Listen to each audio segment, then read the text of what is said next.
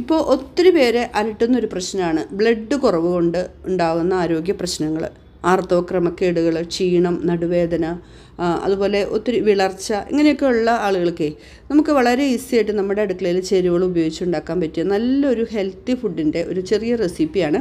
പലർക്കും ഇത് അറിയാവുന്ന കാര്യമാണ്. എന്നാൽ ഇത് അറിയാത്തവർക്കും ഇത് എങ്ങനെ പ്രിപ്പയർ ചെയ്യണമെന്ന് പെട്ടെന്ന് പറഞ്ഞു കൊടുക്കാൻ വേണ്ടി മാത്രമാണ് കേട്ടോ വീഡിയോ ചെയ്യുന്നത്. എല്ലാവരും ഒരുപോലെ ഇഷ്ടപ്പെടുന്ന ചേരുവകൾ മാത്രമാണ് നമുക്കിത് ഉണ്ടാക്കാനായിട്ട് വേണ്ടത്. അതിനകത്ത് നമുക്ക് കൂടുതലായിട്ടും നമ്മൾ ഉപയോഗിക്കുന്നത് എള്ളാണ്. എള്ളിൻ്റെ ഗുണങ്ങൾ നിങ്ങൾക്കറിയാലോ. എള്ളിൽ ധാരാളം കാൽഷ്യം, അതുപോലെ മാഗ്നീഷ്യം, അയൺ, കോപ്പർ ഇതൊക്കെ അടങ്ങിയിരിക്കുന്നുണ്ട്. അതുപോലെ തന്നെ ഫൈബർ ധാരാളം അടങ്ങിയിട്ടുണ്ട്. രക്തക്കുറവുള്ളവർക്കും അതുപോലെ എന്താ പറയുക, കൂടുതൽ ക്ഷീണമുള്ളവർക്കൊക്കെ ബ്ലഡിൻ്റെ അളവ് കൂടാൻ വേണ്ടിയിട്ട് പണ്ട് മുതലേ നമ്മുടെ പൂർവികർ നമുക്ക് നൽകുന്ന ഒരു സംഭവമായിരുന്നു എള്ള്. പിന്നെ വേണ്ടത് നമുക്ക് മട്ട അവലാണ്. അതായത് നൈസായിട്ടുള്ളതല്ല, നമ്മുടെ മട്ട അരിയുടെ കട്ടിയുള്ള അവലുണ്ടല്ലോ, അതാണ് നമുക്ക് ഇതുണ്ടാക്കാനായിട്ട് ഏറ്റവും ടേസ്റ്റി ആയിട്ടുള്ള സംഭവം. അപ്പോൾ ഞാനിപ്പോൾ രണ്ടാമത്തെ പ്രാവശ്യം ഉണ്ടാക്കുന്നപ്പോൾ 1/2 കിലോൻ്റെ മട്ട അവൽ വാങ്ങിച്ചിട്ട് 1/4 കിലോ എടുത്തു. ഇപ്പോൾ 1/4 കിലോയും കൂടി ഉണ്ടാക്കാൻ പോകുന്നു. അപ്പോൾ 2 കപ്പ് എള്ളും 2 കപ്പ് മട്ട അവലും 1 കപ്പ് ഇതേപോലെയുള്ള കപ്പലണ്ടി വറുത്തതാകാം, അല്ലെങ്കിൽ നമ്മൾ പച്ച വാങ്ങിയിട്ട് നമ്മൾ തൊണ്ട് കളഞ്ഞത് വാങ്ങിയിട്ട് നമുക്ക് വറുത്തെടുക്കാം. പിന്നെ വേണ്ടത് കരിപ്പെട്ടി ശർക്കരയാണ്. കരിപ്പെട്ടി ശർക്കരയിൽ ധാരാളം അയൺ ഉണ്ട്, മാഗ്നീഷ്യം, അതുപോലെ ബ്ലഡ് കുറവുള്ളവർക്ക് ഈ കരിപ്പെട്ടി ശർക്കര ഏറ്റവും നല്ലതാണ് കേട്ടോ. അപ്പോൾ നമുക്കിത് ഉണ്ടാക്കാനായിട്ട് ഒരു 1/2 കിലോ കരിപ്പെട്ടി ശർക്കര എടുക്കുകയാണെങ്കിൽ അത്യാവശ്യം നല്ല മധുരം. ഇപ്പോൾ മധുരം കുറവ് വേണ്ടവർക്ക് കുറച്ച് മധുരം കുറച്ചെടുക്കാം. അപ്പോൾ ഞാനിവിടെ 1/2 കിലോ കരിപ്പെട്ടി ശർക്കര എടുത്തിട്ടുണ്ട്. പിന്നെ കുറച്ച് തേങ്ങ ചിരകിയത്, പിന്നെ കുറച്ച് നറുനെയ്യ്. ബാക്കി വേറെ എണ്ണകളോ അല്ലെങ്കിൽ വേറെ ഒന്നും നമ്മളതിനകത്ത് വേറെ ചേർക്കുന്നില്ല. എള്ള് നമ്മൾ നന്നായിട്ട് ഒരു 3-4 പ്രാവശ്യം കഴുകിയെടുക്കണം കേട്ടോ. വെള്ളം ഒഴിച്ച് നമുക്ക് കഴുകി അതിൽ കല്ലും ഇതൊക്കെ ഉണ്ടെങ്കിൽ അരിച്ചെടുത്ത് നമുക്ക് എള്ള് നല്ല വൃത്തിയാക്കി എടുക്കണം. നന്നായിട്ട് അരിച്ച് നമ്മൾ ചെളി പോയെന്ന് ഉറപ്പ് വരുത്താൻ, കുറച്ച് കല്ലും മണ്ണും ചെളിയൊക്കെ ഉണ്ടാവും, അതൊക്കെ പോയെന്ന് ഉറപ്പ് വരുത്തിയതിന് ശേഷം നമ്മളൊരു ഉണങ്ങിയ പഴയ തുണിയിൽ ഇട്ട് നമുക്കതിൻ്റെ വെള്ളം തോർത്തിയെടുക്കണം.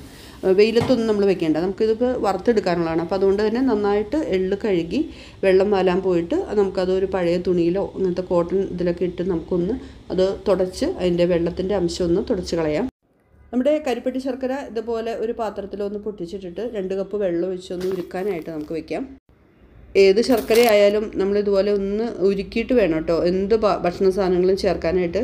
അതിനകത്ത് എന്തെങ്കിലും കല്ലോ അഴുക്കോ എന്തെങ്കിലും ഉണ്ടെങ്കിൽ അത് നമുക്ക് അരിച്ചെടുത്ത് കഴിയുമ്പോൾ അത് ശരിയായി കിട്ടിക്കോളും.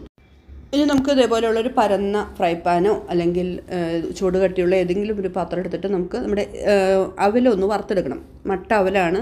അവൽ നന്നായിട്ട് ഇതുപോലെ മീഡിയം ഫ്ലെയിമിൽ നമ്മൾ ഇട്ടിട്ട് ഒന്ന് വറുത്തെടുക്കുന്നതാണ് നല്ലത്. വറുത്തത് ഇതുപോലെ പൊടിഞ്ഞു എന്ന് കണ്ടാൽ നമുക്കത് തീ ഓഫ് ചെയ്തിട്ട് അത് വാങ്ങാം. ഇത്രയും നമുക്ക് വറുത്തെടുത്താൽ മതി കേട്ടോ. ഇതേപോലെ ഒന്ന് പൊടിഞ്ഞ് കിട്ടിയാൽ മാത്രം മതി. പിന്നെ നമ്മുടെ കപ്പലണ്ടി തൊലി കളഞ്ഞ് വറുത്തെടുത്ത കപ്പലണ്ടി തന്നെയാണ്. പക്ഷേ ഒന്ന് ചൂടായിക്കോട്ടെ എന്ന് ഓർത്ത് ഞാൻ ആ ചൂടുള്ള ചട്ടിയിലിട്ടൊന്ന് ഫ്രൈ ആക്കി വറുത്തെടുക്കുന്നുണ്ട്. അപ്പോൾ പച്ചക്കപ്പലണ്ടി ആണെങ്കിൽ നിങ്ങളത് വറുത്ത് തന്നെ എടുക്കണം കേട്ടോ. ഒത്തിരി പ്രോട്ടീനും മിനറൽസും വൈറ്റമിൻസൊക്കെ അടങ്ങിയിരിക്കുന്ന കപ്പലണ്ടി ഏറ്റവും നല്ലതാണ് നമ്മുടെ ശരീരത്തിന് കേട്ടോ. ഇനി നമ്മുടെ എള്ള് വെള്ളം വാലാനായിട്ട് വെച്ചിരുന്നത് നമ്മൾ എടുത്തിട്ടുണ്ട്. ഇനി ഈ എള്ളും കൂടി നമുക്കൊന്ന് മീഡിയം ഫ്ലെയിമിൽ വെച്ചിട്ട് ഇതുപോലെ ചൂട് കട്ടിയുള്ള പാത്രത്തിൽ പരന്ന പാത്രത്തിൽ വറുത്ത് എടുക്കണം കേട്ടോ. എള്ളൊക്കെ നമ്മൾ വറുക്കുമ്പോൾ അത് പൊട്ടി പുറത്തേക്കൊക്കെ പോകാൻ ചാൻസ് ഉണ്ട്. അതുകൊണ്ട് ഇത്തിരി വിസ്താരമുള്ള ചട്ടി എടുത്താൽ മതി. അപ്പോൾ അതിനകത്തേക്ക് ഇട്ടിട്ട് നമുക്ക് പതുക്കെ ഇത് മീഡിയം ഫ്ലെയിമിൽ ഒന്ന് വറുത്തെടുക്കാം. നമ്മൾ കുറച്ച് നേരം ഇതുപോലെ ഇളക്കി ചൂടായി വരുമ്പോഴേക്കും എള്ള് പൊട്ടുന്ന സൗണ്ട് കേൾക്കാം കേട്ടോ. അപ്പോൾ മൊത്തം എല്ലാ ഭാഗത്തും 4 ഭാഗത്തും എള്ള് പൊട്ടുന്ന ഒരു സൗണ്ട് കേട്ടാൽ എള്ള് വെന്തു എന്നർത്ഥം. അപ്പോൾ അത് കൂടുതൽ പിന്നെ നമ്മൾ ചൂടാക്കാനോ അത് കരിച്ച് കളയാനോ നിൽക്കരുത്. പെട്ടെന്ന് തന്നെ നമുക്കത് വാങ്ങാം. അപ്പോൾ നമ്മളിത് എള്ള് വറുത്തെടുത്തു. അതുപോലെ മുമ്പ് നമ്മൾ അവൽ വറുത്ത് മാറ്റി വെച്ചിട്ടുണ്ട്, കപ്പലണ്ടി വറുത്ത് മാറ്റി വെച്ചിട്ടുണ്ട് കേട്ടോ. ഇനി നമുക്ക് ഈ ഒരു ചട്ടിയിലേക്ക് നമുക്ക് വേണ്ടത് നമ്മുടെ കുറച്ച് നറുനെയ്യാണ്. നറുനെയ്യ് നമുക്ക് ഒരു 3 സ്പൂൺ ഞാൻ ഇട്ടിട്ടുണ്ട്. നറുനെയ്യ് നമുക്ക് ഇച്ചിരി കൂടിയാലും കുഴപ്പമൊന്നുമില്ല. നമ്മൾ ഓയിലൊന്നുമല്ലല്ലോ നമ്മൾ ആഡ് ചെയ്യണത്. അപ്പോൾ ഒരു 3 സ്പൂൺ നറുനെയ്യും കൂടി ഇത് ഈ ഒരു പാനിലേക്ക് ഇട്ടിട്ട് നമുക്കൊന്ന് ഉരുക്കി കഴിഞ്ഞ് കഴിയുമ്പോൾ അതിനകത്തേക്കാണ് നമ്മൾ തേങ്ങ ചിരണ്ടി വെച്ചിരിക്കുന്നത് ഒന്ന് വറുത്തെടുക്കേണ്ടത്. അരമുറി തേങ്ങയാണ് എടുത്തിരിക്കുന്നത്. അപ്പോൾ ഇതൊക്കെ ഇതിനൊരു ടേസ്റ്റ് കിട്ടാൻ വേണ്ടിയിട്ടാണ് കേട്ടോ നമ്മൾ ഇതുപോലെ നറുനെയ്യിലൊക്കെ ഒന്ന് വറുത്തെടുക്കുന്നത്. തേങ്ങയുടെ പച്ചക്കുത്ത് മാറിയെടുക്കണം. തേങ്ങയുടെ വെള്ളത്തിൻ്റെ അംശമൊക്കെ ഒന്ന് മാറി ഒരു ചെറിയ ലൈറ്റ് ബ്രൗൺ കളർ ആവുന്നവരെ ഒന്ന് വറുത്തെടുക്കാം കേട്ടോ. അപ്പോൾ നമുക്കിത് ഒത്തിരി നാൾ നമുക്ക് ടിന്നിലൊക്കെ വെച്ച് അടച്ച് സൂക്ഷിച്ച് നമുക്ക് കഴിക്കാൻ പറ്റിയ സംഭവമാണ്. അപ്പോൾ അതുകൊണ്ട് തന്നെ കുറച്ച് വെള്ളം പോകുന്നത് വരെ ഇതുപോലെ വറുത്തെടുക്കുക.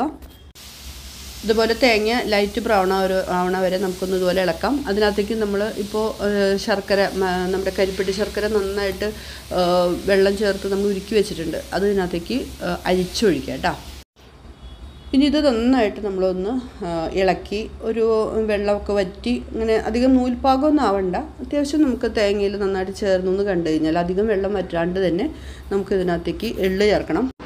നമ്മുടെ ഈ നിറനെയ്യും അതുപോലെ തേങ്ങയും ശർക്കരയും എല്ലാം കൂടി ഉരുകിയിലേക്ക് നമ്മൾ എള്ള് ചേർക്കുമ്പോഴേ എള്ളിനൊരു ചെറിയ കയ്പ്പുണ്ടല്ലോ. അപ്പോൾ ആ കയ്പ്പ് അറിയാത്ത രീതിയിൽ അത് നന്നായിട്ട് ആ ശർക്കരയിൽ കിടന്ന് നന്നായിട്ട് വെള്ളയിച്ചതിന് ശേഷം ഒരു 2-3 മിനിറ്റ് നേരം ഒന്ന് ഇളക്കിയതിന് ശേഷം വീണ്ടും നമ്മുടെ അവൽ ചേർത്ത് കൊടുക്കാം കേട്ടോ. അപ്പോൾ ഈ സമയത്ത് നന്നായിട്ട് ഇളക്കുന്നതിൻ്റെ ഒപ്പം തന്നെ നമ്മുടെ ഏലക്കായ, ജീരകം, അതുപോലെ ഒരല്പം ചുക്കും കൂടി നമ്മൾ പൊടിച്ച് ആ പൊടിയും കൂടി ഇതിനകത്ത് നമ്മളൊന്ന് ആഡ് ചെയ്യുന്നത് നല്ലതാണ്. അപ്പോൾ ശർക്കര പാനിയിലേക്ക് എള്ളും അവിലും നമ്മളിട്ട് നന്നായിട്ട് ഇളക്കി യോജിപ്പിച്ച് അത് നല്ല സെറ്റാക്കി എടുത്ത് കഴിഞ്ഞ് കഴിയുമ്പോൾ നമ്മുടെ കപ്പലണ്ടിയും കൂടി ആഡ് ചെയ്യുക. നന്നായിട്ട് ഇളക്കി യോജിപ്പിച്ചതിന് ശേഷം നമ്മുടെ ചുക്കും ജീരകവും അതുപോലെ തന്നെ ഏലക്കായും കൂടി പൊടിച്ചത് നല്ലൊരു ഫ്ലേവറിനും നല്ല ടേസ്റ്റ് കിട്ടാൻ വേണ്ടിയിട്ടാണ് നമ്മൾ അതും കൂടി ആ പൊടിയും കൂടി ഒന്നിട്ട് നന്നായിട്ട് ഇളക്കുക. നമ്മളിതെല്ലാം ചെയ്യുന്ന സമയത്ത് പരമാവധി ഫ്ലെയിം ഓഫ് ചെയ്യുകയോ അല്ലെങ്കിൽ സിമ്മിലിടുകയോ ചെയ്താൽ മതി കേട്ടോ. അത്രയും ചൂടിൽ തന്നെ നമുക്ക് തേങ്ങ, ശർക്കര ഇതൊക്കെ ഉരുകി വരുന്ന സമയത്ത് തന്നെ നമുക്കിത് സെറ്റായിക്കോളും. പിന്നെ ആ ചട്ടിയുടെ ചൂടും കൊണ്ട് തന്നെ നമുക്കിതെല്ലാം ഇളക്കി യോജിപ്പിച്ചെടുക്കാൻ പറ്റും കേട്ടോ. ഇത്രയും നമുക്ക് ചെയ്താൽ മതി. കൂടുതൽ സമയം നമ്മൾ തീയിൽ കിടന്ന് വറുത്തെടുക്കേണ്ട കാര്യമില്ല. അല്ലെങ്കിൽ ഒരു മയം ഉണ്ടാവില്ല കഴിക്കാനായിട്ടൊരു എന്താ പറയുക, ഒരു ആയി പോകും. അപ്പോൾ അതുകൊണ്ട് ഫ്ലെയിം കുറച്ചിട്ടിട്ട് ഇതുപോലെ ചെയ്തെടുത്താൽ മതി കേട്ടോ. അപ്പോൾ നമ്മുടെ സ്വാദിഷ്ടമായ ആരോഗ്യപ്രദമായിട്ടുള്ള ഫുഡ് നമ്മുടെ റെഡി ആയിട്ടുണ്ട്. നമ്മുടെ അവലും എള്ളും കപ്പലണ്ടിയും എല്ലാം നെയ്യിൽ കിടന്ന തേങ്ങയും എല്ലാം കൂടി വറുത്തതിൻ്റെ ഉള്ളിൽ കിടന്ന് വെന്ത് നന്നായിട്ട് ഇളക്കി യോജിപ്പിച്ച് ചൂടാറി കഴിഞ്ഞ് കഴിയുമ്പോൾ നമുക്ക് ഒരു ടിന്നിലാക്കിയിട്ട് ഉപയോഗിക്കാം. അത് നല്ലൊരു ടേസ്റ്റി ആയിട്ടുള്ള ഫുഡാണ്. നിങ്ങൾ ഉണ്ടാക്കിയിട്ട് കഴിച്ചു നോക്കുമ്പോൾ അറിയാൻ പറ്റും കേട്ടോ. നമുക്ക് നമ്മുടെ കുട്ടികൾക്കും വീട്ടിലുള്ളവർക്കൊക്കെ ഈ എണ്ണ പലഹാരവും മറ്റ് മധുരമുള്ള പലഹാരമൊക്കെ പുറത്തുനിന്ന് വാങ്ങിച്ചു കൊടുക്കുന്നതിലും എത്രയോ ഹെൽത്തി ആണെന്നറിയോ. നിങ്ങളതൊന്ന് കഴിച്ചു കഴിയുമ്പോൾ നിങ്ങൾക്ക് ഇതിൻ്റെ മാറ്റം അനുഭവപ്പെടുകയുള്ളൂ. അപ്പോൾ ഇത് എല്ലാവർക്കും ഒരുപോലെ കഴിക്കാവുന്നതുകൊണ്ട് തന്നെ നമ്മുടെ വീട്ടിലെപ്പോഴും ഉണ്ടാക്കി വെക്കുന്നത് നല്ലതാണ്. ചായക്ക് ഒരു സ്നാക്സായിട്ട് കഴിക്കാനോ അതല്ലാന്നുണ്ടെങ്കിൽ വല്ലപ്പോഴും നമ്മൾ യാത്രയൊക്കെ പോകുമ്പോൾ നമുക്ക് യാത്രയുടെ ഇടയിൽ കഴിക്കാനൊക്കെ ഏറ്റവും നല്ലതാണ്. ഇതിൻ്റെ ആരോഗ്യ ഗുണങ്ങൾ അറിഞ്ഞതുകൊണ്ടാണ് ഞാൻ നിങ്ങൾക്ക് ഷെയർ ചെയ്യുന്നത്. വളരെ ഈസി ആയിട്ട് നമുക്ക് ഉണ്ടാക്കാവുന്ന ഈ റെസിപ്പി ഒന്ന് ഉണ്ടാക്കി നോക്കിയിട്ട് നിങ്ങളൊന്ന് അഭിപ്രായം പറയണം കേട്ടോ. മറ്റൊരു വീഡിയോ ആയിട്ട് നമുക്ക് വീണ്ടും കാണാം.